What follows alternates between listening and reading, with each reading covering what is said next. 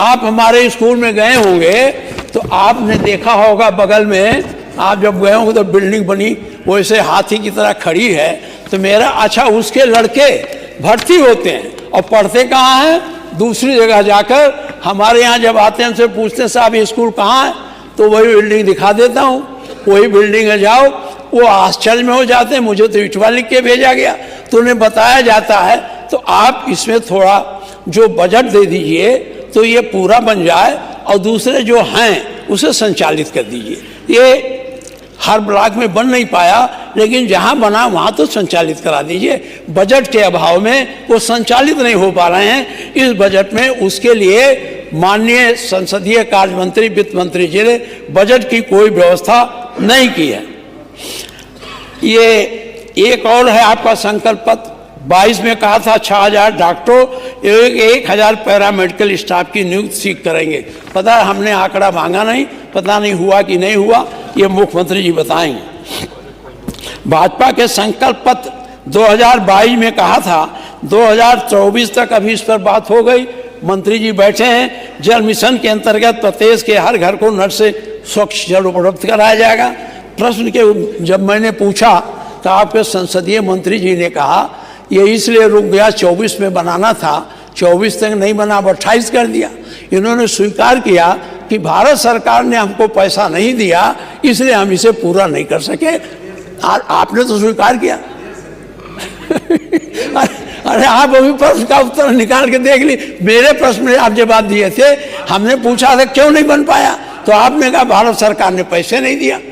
ये आपका है, हम अपना नहीं कुछ कर रहे हैं, और ना हम आप पर आरोप लगा रहे हैं, ना हम आपके नेक नीति पर कोई उंगली उठा रहे हैं। हाँ,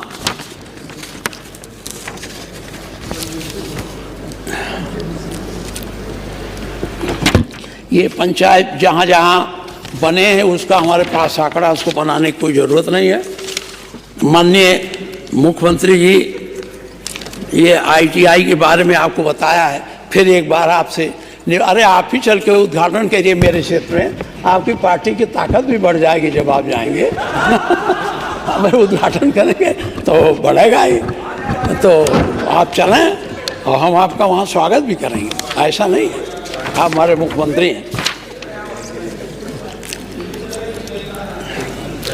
एक अब ये रिपोर्ट आंकड़े हम जो देते हैं क्राइम के, वो आप मानते नहीं हैं।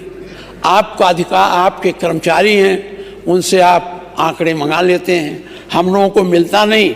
NCRB के आंकड़े हैं, इसको कायम पढ़ दें, लेकिन ये 16 से 22 तक का ही है।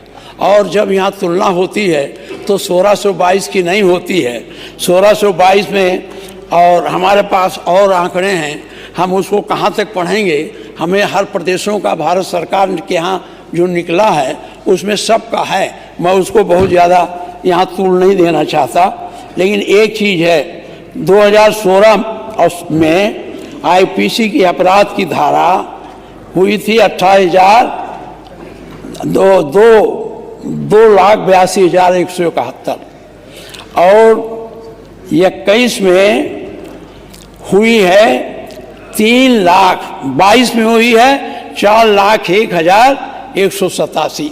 16 से 22 तक का आंकड़ा, 22 के बाद आपने सुधारा होगा, वही आप बता रहे होंगे, लेकिन 22 तक का है कि 58% की वृद्धि हुई। SLL अपराध में 16 में हुआ था 2,11,854, और 22 में हुआ है 3,51,188, 66% की वृद्धि हुई। IPC SL की कुल अपराध हुए थे 16 में 4,94,25, और 22 में हुए हैं 7,53,675, 53% की वृद्धि हुई। महिला अपराध, जहां रोज हम लोग नारा लगाते हैं, 16 में हुआ था अपराध महिला का 49,262, और 22 में हुआ है 65,743, 33% है, प्रथम स्थान है विश्व।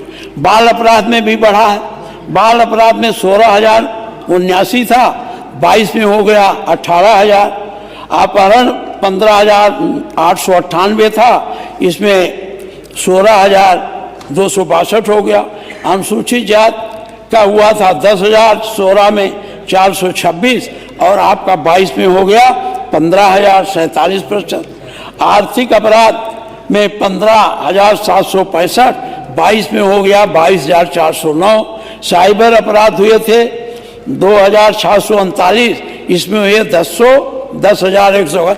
मैंने इसलिए कहा है मुख्यमंत्री जी कि आप इसको गंभीरता से लें, और आप तो अपराधों के ऊपर बड़े कठोर हैं और चाहते भी अपराध ना हो, आपकी इच्छा, लेकिन ये राज्य व्यवस्था ऐसी है, जब से बना है पूरे अपराध तो कोई रोक ही नहीं पाया।